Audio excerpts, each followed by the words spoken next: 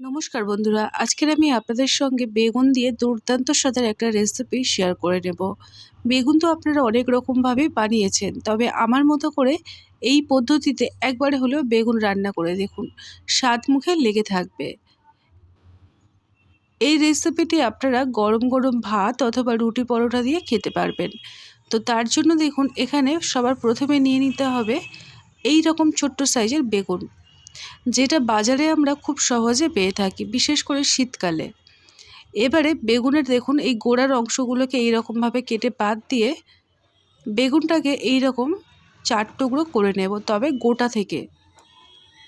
এই দেখুন, এইরকমভাবে প্রত্যেকটা বেগুন আমি কেটে রেডি করে নিচ্ছি।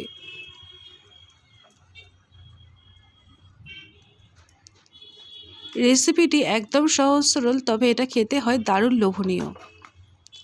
এই দেখুন, এবারে এই ভিতরটায় এইরকম করে কিন্তু কেটে নিতে হবে, এতে করে তেল মশলাটাও ঢুকবে আর ভিতরে যদি কোনো রকম পোকা থাকে সেটাও বোঝা যাবে। এবারে আমাদের প্রয়োজন একটা পাত্রের মধ্যে জল নিয়ে নিতে হবে। দেখুন আমি নিয়ে নিয়েছি, দিয়ে দিলাম 1 চামচ থেকে 1.5 চামচ পরিমাণের লবণ। ওই লবণ জলের মধ্যে সমস্ত বেগুনগুলোকে গোটা থাকা অবস্থায় দিয়ে দিচ্ছি। এতে করে বেগুনের কষটা কেটে যাবে আর কোনো রকম সমস্যা হয় না। বেশ কিছুক্ষণ পরে আমি আপনাদেরকে দেখাচ্ছি, দেখুন বেগুনের যে জলটা রেখেছিলাম জলটা কালো হয়ে গেছে আর বেগুনগুলো কিন্তু কষটা অনেকটাই কেটে গেছে। অনেকের বেগুন খেলে অ্যালার্জি হয়, গা হাত পা চুলকায়, তো সেক্ষেত্রে কি হয়, এই অ্যালার্জি ভাবটা অনেকটা কমে যায়। তবে খুব বেশি যদি হয় তাহলে বেগুনটাকে অ্যাভয়েড করাই ভালো। দেখুন বেগুনগুলোকে রেডি করে নিলাম। এবারে একটা কড়াইয়ের মধ্যে আমি বসিয়ে দিয়েছি বেশ কিছুটা পরিমাণে তেল আর তার মধ্যে অল্প একটু লবণ। প্রথমে তেলের মধ্যে বেগুনগুলোকে একটু ভালো করে ভেজে নিতে হবে। মোটামুটি 3 থেকে 4 মিনিট ঢাকনা দিয়ে ঢাকনা ছাড়া যতটুকু ভাজা হবে সেইভাবেই ভেজে নিতে হবে। একদম নরম করে গলিয়ে ফেলবেন না, এতে করে রেসিপিটি খেতে ভালো লাগবে না।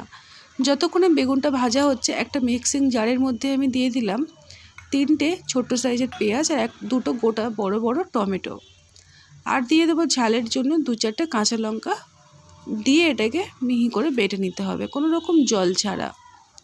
দেখুন মশলাটা আবার রেডি হয়ে গেল।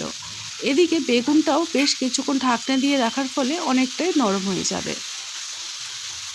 এইভাবে বেগুনটাকে ঢাকনা ছাড়া ঢাকনা দিয়ে একটু নরম করে ভেজে নেব।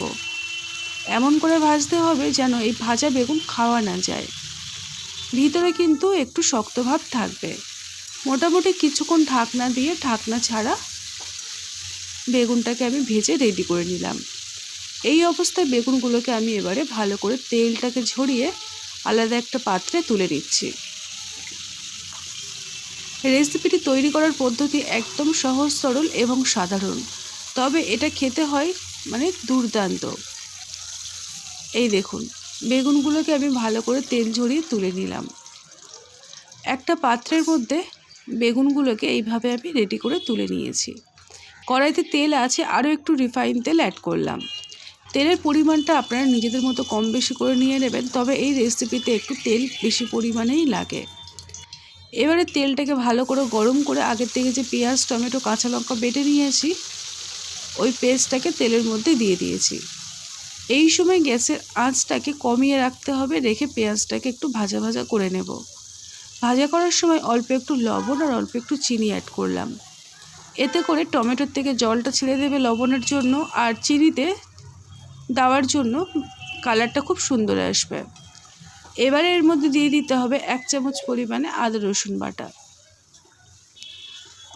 পেঁয়াজটাকে খুব ভালো করে তেলের মধ্যে ভাজা ভাজা করে নেব। যতক্ষণে এটাকে ঢাকনা দিয়ে রাখবো একটু ভাজা হওয়ার জন্য, একটা মশলা আমি রেডি করব। তার জন্য দেখুন একটা মিক্সিং জারের মধ্যে আমি দিয়ে দিলাম ছোট্ট বাটি 1 বাটি পরিমাণে টক দই, আর দিয়ে দিলাম 1 চামচ পরিমাণে সাদা তিল। খুব ভালো করে মিহি করে বেটে নিয়ে আলাদা একটা পাত্রে ঢেলে দিয়েছি। মিক্সিং জারটাকে ধুয়ে অল্প একটু জল এখানে অ্যাড করলাম। বাটাটা ঠিক এই রকম মসৃণ করে বেটে নিতে হবে।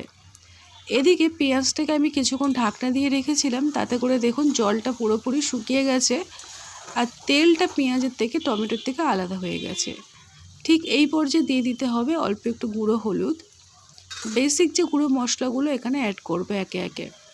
আর দিয়ে দিলাম ঝালের জন্য অল্প একটু গুঁড়ো লঙ্কা, আর দিয়ে দিলাম ছোট্ট চামচের 1 চামচ পরিমাণে ধনে গুঁড়ো, 1/2 চামচ পরিমাণে জিরে গুঁড়ো, আর দিয়ে দেবো কাশ্মীরি লঙ্কার গুঁড়ো 1 চামচ পরিমাণে। এবারে সমস্ত উপকরণ মশলার সাথে খুব ভালো করে কষিয়ে নেব। মোটামুটি 1 থেকে 2 মিনিটের মতো কম আঁচে রেখে কষাবো। তারপরে আমি এখানে দিয়ে দেবো আগের থেকে যে টক দই আর সাদা তিল বেটে রেখেছিলাম ওটাকে দিয়ে দিলাম। দিয়ে বেশ কিছুক্ষণ এইভাবে নাড়িয়ে চাড়িয়ে নেব। অল্প একটু করে জল অ্যাড করলাম, করে মশলাটাকে কষিয়ে নিচ্ছি। তারপরে এখানে দিয়ে দিতে হবে আগের থেকে ভেজে রাখা বেগুন। যেহেতু এই রেসিপিতে টক দই ব্যবহার করা আছে, দেখবেন বেগুনগুলো খুব তাড়াতাড়ি শক্ত হয়ে যাবে। তো সেই জন্য একটু সময় নিয়ে বেগুনটাকে নরম করে ভাপিয়ে নিতে হবে, মানে সিদ্ধ করে নিতে হবে। এবারে এখানে দিয়ে দিতে হবে স্বাদ মতো লবণ, দিয়ে আবারও খুব ভালো করে সমস্ত কিছুর সাথে নাড়িয়ে চাড়িয়ে কষিয়ে নিচ্ছি।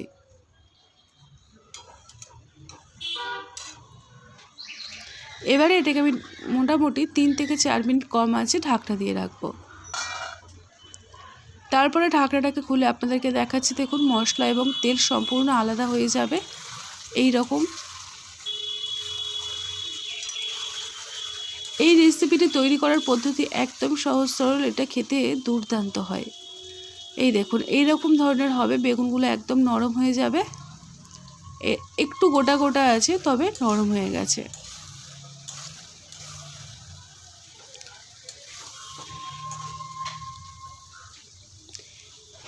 সমস্তটা ভালো করে নাড়িয়ে চাড়িয়ে দিচ্ছি, দিয়ে আমি আবার ঢাকনা দিয়ে রাখবো বেশ কিছুক্ষণের জন্য, একদম মানে কম আছে।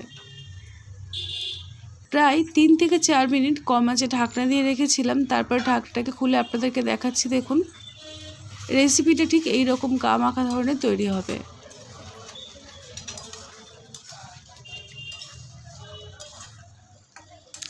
একদম তলার থেকে খুব ভালো করে নাড়িয়ে চাড়িয়ে নিচ্ছি।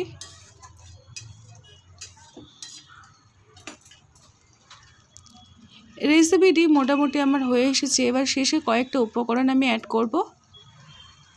সবার প্রথমে আমি একটু দিয়ে দেবো ধনেপাতা কুচো, দিয়ে ভালো করে রেখে তলার থেকে নাড়িয়ে দিচ্ছি। বেগুনটা দেখুন কিছু কিছু ছোট্ট বেগুনগুলোকে একটু ঘেটেই আছে, তবে সাবধানের সাথে নাড়াতে হবে যেন ঘেটে গলে না যায়। এবারে আমি এটাকে ঢাকনাটাকে লাগিয়ে গ্যাসের ফ্লেমটাকে অফ করে দিয়ে 5 মিনিট স্ট্যান্ডিং টাইমে রেখে দেব। তারপরে একটা পাত্রের মধ্যে আমি গরম গরম সার্ভ করে নিচ্ছি। দেখুন বন্ধুরা, আজকের বেগুনের রেসিপিটি আমার একদম তৈরি হয়ে গেল। আপনারা এই রকমভাবে বেগুন একবার রান্না করে দেখবেন, আর আমাকে কিন্তু জানাতে একদম ভুলবেন না রেসিপিটি আপনাদের কেমন লাগলো। প্রথম থেকে শেষ পর্যন্ত যদি দেখে ভালো লেগে থাকে তাহলে লাইক, আপনার মতামত জেনে পাশে থাকবেন। আর এই রকমই নানা রকম রেসিপি পেতে চ্যানেলটিকে সাবস্ক্রাইব করে সাথে থাকতে পারেন। আজকের মতো এই পর্যন্ত, আবারও আসবো এইরকম নিত্য নতুন সাধারণ রেসিপি নিয়ে। তার মধ্যে সবাই ভালো থাকবেন। টাটা।